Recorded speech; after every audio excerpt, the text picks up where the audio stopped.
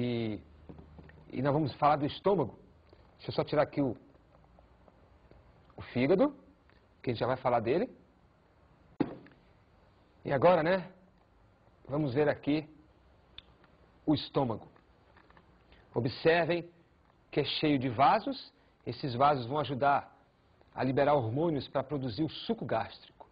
Esse órgão está envolvido com a produção do suco gástrico, que é importante na digestão das proteínas. Vamos conhecer um pouquinho a anatomia dele? Olha só. A região mais embaixo deste órgão, do estômago, é chamada de região fúndica. A região que se conecta com o esôfago é chamado de cárdia. Ela é cárdia porque ela estava próximo do coração, tá? Então fizeram uma homenagem a isso. Cardíaco, tá? E a que está conectada com o intestino é chamado de região ou zona pilórica. Então nós temos a região pilórica, tá? Vou virar aqui para você ver, tá? Região pilórica. Vou voltar. A região cárdia, vou mostrar aqui para você, ó. A cárdia, tá? Cheio de músculo. E a fúndica. Agora eu vou abrir o órgão, tá? Olha só o órgão. Muito bem. E olha que interessante. Esse órgão é cheio de dobras, né? É enrugado. E nessas rugas é produzido o suco gástrico. O alimento entra pela região cárdia, tem uma válvula aqui, chamada válvula cárdia, e vai fechando aos poucos e abrindo. E o alimento vai descendo. E aí ele repousa aqui onde vai tomar um banho de acidez, um banho de suco gástrico. O suco gástrico tem pH muito ácido, em torno de 2. Depois de algumas horas, o alimento, então, já totalmente derretido, azedo. Quem já vomitou, né? Sabe como é que é o gosto do vômito? É o suco gástrico já cheio de substâncias, cheio do alimento totalmente quebrado, né? Fermentado. Aí o alimento vai ser engolfado pela região pilórica, aqui tem uma válvula também, que controla. Que vejam que o estômago é um órgão sacular, é um órgão grande, que cabe em torno de 1 litro e pouco de comida, de líquido, e não pode sair de repente um litro de líquido entrando no intestino, não cabe, vai estourar o intestino. Então vai saindo devagarzinho, aos pouquinhos. A válvula pilórica abre e fecha de acordo com a necessidade do evacuamento do líquido estomacal, né, do que está sendo digerido para o intestino.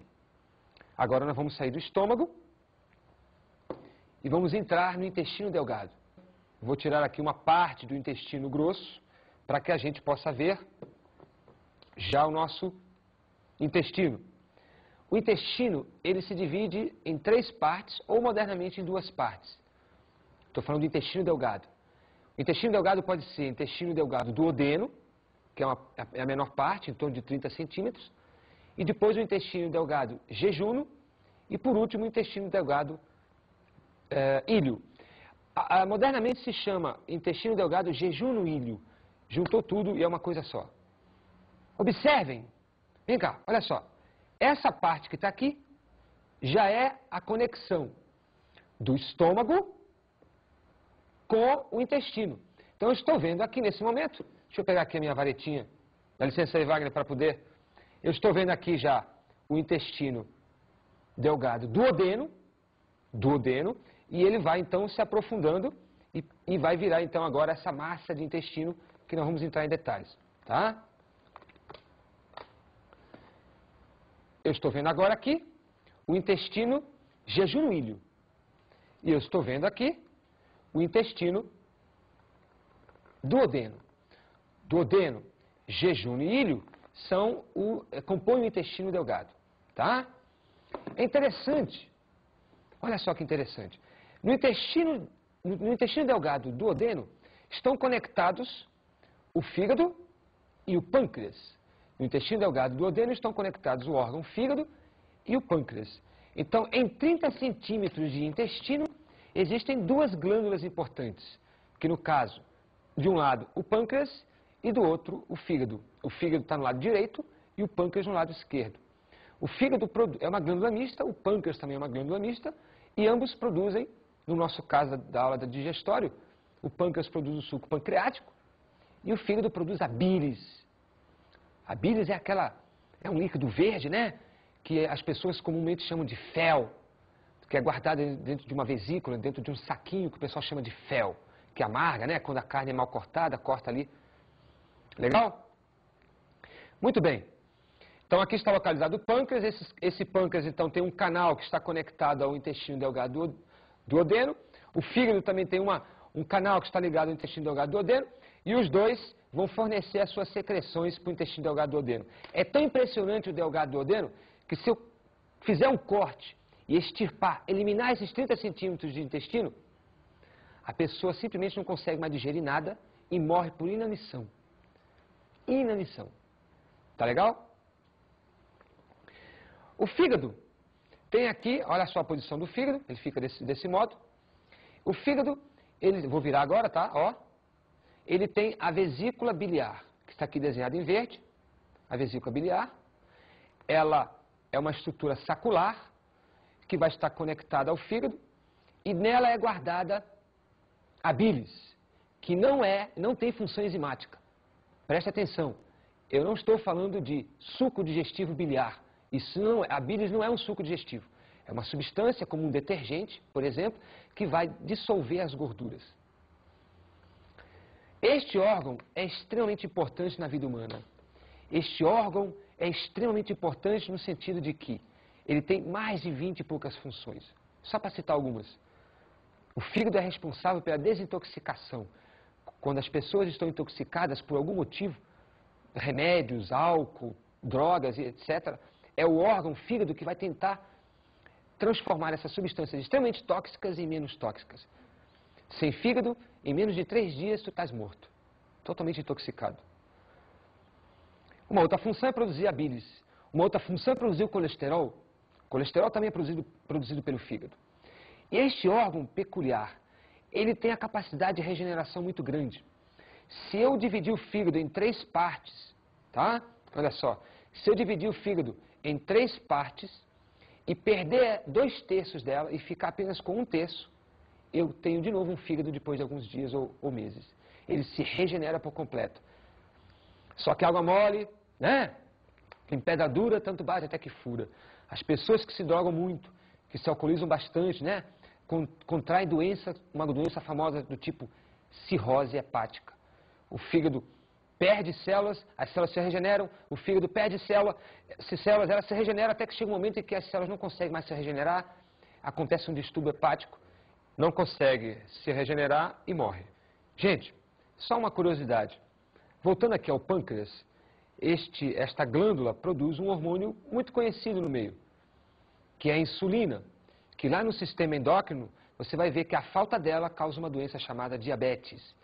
Então é aqui, ó, que é produzido a insulina. Na aula de hoje estamos falando da função pancreática digestiva, que é produzir o suco pancreático. Mais uma informação, a função do jejum no ilho é absorção. A digestão acontece aqui e as moléculas, os alimentos são quebrados até o nível molecular e aí o alimento passa então para a corrente sanguínea neste órgão. Aqui as proteínas, os aminoácidos, os monossacarídeos, como glicose e companhia, tudo passa para a corrente sanguínea. Então eu digo que o intestino jejum no ilho é responsável pela absorção da maioria dos nutrientes. Mas observem o intestino grosso. O intestino grosso, tá?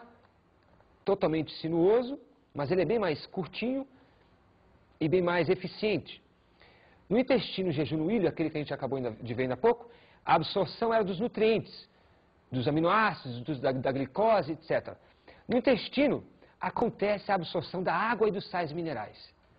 Nós temos aqui o intestino grosso ascendente, está subindo. Temos aqui o intestino grosso transverso. Aqui o intestino grosso descendente. O intestino grosso sigmoide, que é um S. E mais aqui para dentro, o reto. E lá no fundo, entre as nádegas, o ânus, que é um esfíncter, é uma válvula muscular muito parecida com a cárdia, muito parecida com a pilórica. Tudo bem? A válvula anal, ou o esfíncter anal, obedece às nossas vontades. É constituída de músculo estriado, músculo que obedece à vontade. Então, quando a gente está com vontade de ir ao banheiro, por exemplo, a gente consegue segurar, né? Tá no trabalho, tá dando aula, por exemplo, e a gente consegue, né? Segurar ali e tudo fica feliz, tudo fica bom.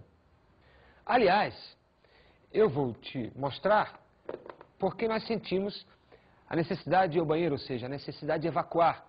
Porque este aqui é o reto, tá? Vejam que fica perto da genitália, tá? Este reto, então, se enche de fezes, que é o bolo fecal, e conforme ele vai esticando, vai dilatando, porque vai enchendo de fezes, está cheio de sensores, cheio de terminais nervosos, e a partir de um certo volume, o sistema nervoso, o cérebro, interpreta como, bem, se não sair, vai estourar. E aí o esfíncter anal abre e a gente então evacua as fezes que agora vão ser utilizadas por uma planta, por exemplo. Tá? Vamos agora falar um pouquinho dos sucos digestivos. Vamos sair da parte anatômica e vamos entrar numa parte mais fisiológica, né? Vamos saber como é que funciona a digestão propriamente dita, a quebra das moléculas. A saliva é um dos sucos digestivos, produzidos na boca por glândulas salivares. O outro suco digestivo é o suco gástrico, produzido pelo estômago. Um terceiro suco digestivo é o suco pancreático, produzido pelo pâncreas. E o último suco digestivo é o suco entérico, produzido pelo intestino delgado. Reparem que eu não falei na bílis, ela não é um suco digestivo, mas integra o conjunto de secreções, junto com os sucos digestivos, que vão ser importantes na digestão do alimento. Vamos aqui no cartaz, para a gente ver, né, melhor o que eu estou falando. Olha só. Observe aqui, então, o comando do cartaz, né, secreções, enzimas e tal. Estou falando que a saliva é conhecida como cuspe, né? Ela se compõe pela enzima amilase salivar, também chamada de pitialina, e vai quebrar o amido em substâncias menores, chamadas de disacarídeos, que são, no caso, representadas aqui pela maltose. Tudo bem? A saliva é produzida na boca, especificamente nas glândulas salivares.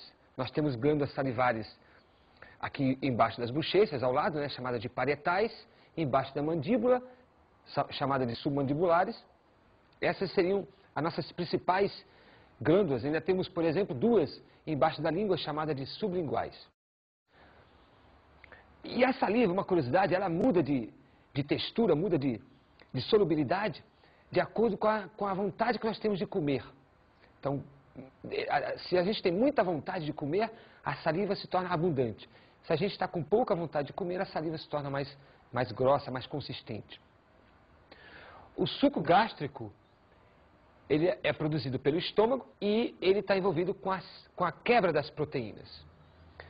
O alimento sai da boca, totalmente misturado pela saliva, que tem pH neutro, e aí vai chegar no estômago, e essa substância neutra, ou seja, essa mistura de saliva com alimento neutro, não vai funcionar no estômago.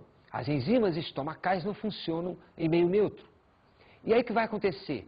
O estômago começa a produzir uma substância química chamada ácido clorídrico. Esse ácido clorídrico, ele tem pH 2 ou em torno de 2, extremamente ácido. Essa acidez toda vai fazer com que as enzimas que são agora produzidas no estômago entrem em atividade. E agora o alimento que chegou neutralizado, com pH em torno de 7, vai estar agora acidificado.